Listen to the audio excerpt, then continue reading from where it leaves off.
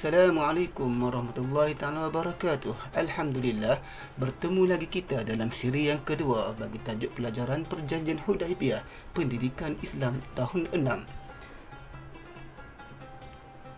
Baik, pada minggu lepas kita telah lihat berkenaan dengan latar belakang Perjanjian Hudaibiyah. Kita juga telah mengupas tentang isi Perjanjian Hudaibiyah dan juga kesan Perjanjian Hudaibiyah. Untuk minggu ini kita akan lihat kepada yang pertama, menganalisis iktibar dan hikmah daripada peristiwa Perjanjian Hudaibiyah. Yang kedua, merumus dan mengaplikasikan iktibar daripada peristiwa Perjanjian Hudaibiyah. Baik, kita tengok kepada iktibar dan hikmah Perjanjian Hudaibiyah.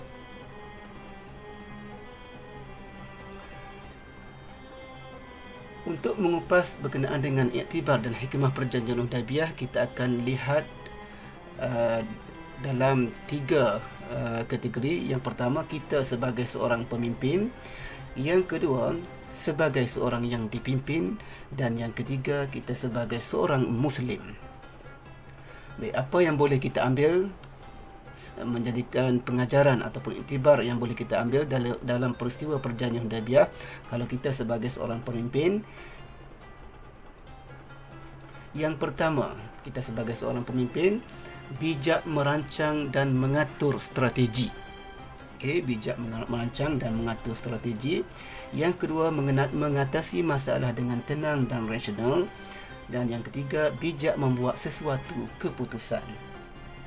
Yang kedua, jika kita seorang yang dipimpin, apa yang kita boleh belajar daripada peristiwa Perjanjian Hudaibiyah ini? Yang pertama, kita hendaklah taat kepada pemimpin selagi tidak melanggar syarak. Yang kedua, hendaklah berganding bahu dan menyokong pemimpin. Dan yang ketiga, mengamalkan toleransi.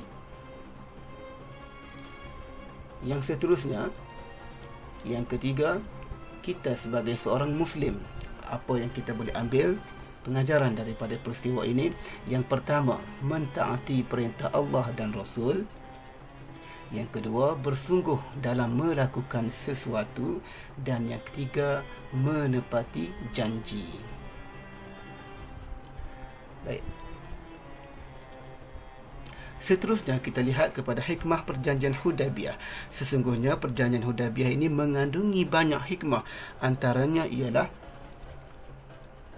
bukti Islam ini cintakan agama. Bukti Islam ni merupakan agama yang cintakan kepada kedamaian. Yang kedua, dakwah Islam semakin berkembang. Dan yang ketiga, titik permulaan pembukaan kota Mekah.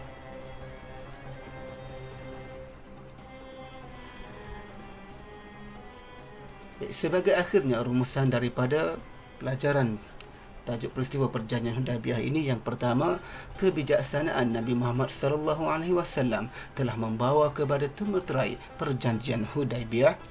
Yang kedua, perjanjian ini ternyata memberikan kebaikan kepada umat Islam dan faktor utama berlakunya pembukaan kota Mekah. Dan sebagai akhirnya, ada tugasan yang perlu kamu sediakan. Tugasan yang bertarikh 16 hari bulan 2 2021. Ada dua bahagian yang kamu perlu siapkan. Yang pertama bahagian C dan yang kedua adalah bahagian D. Bahagian C, tuliskan kesan bagi isi Perjanjian Hudaibiyah berpandukan jawapan yang disediakan. Dan bahagian D, tuliskan betul atau salah bagi hikmah dan iktibar peristiwa Perjanjian Hudaibiyah. Baik, jadi itu saja untuk hari ini. Sekian, Assalamualaikum warahmatullahi wabarakatuh.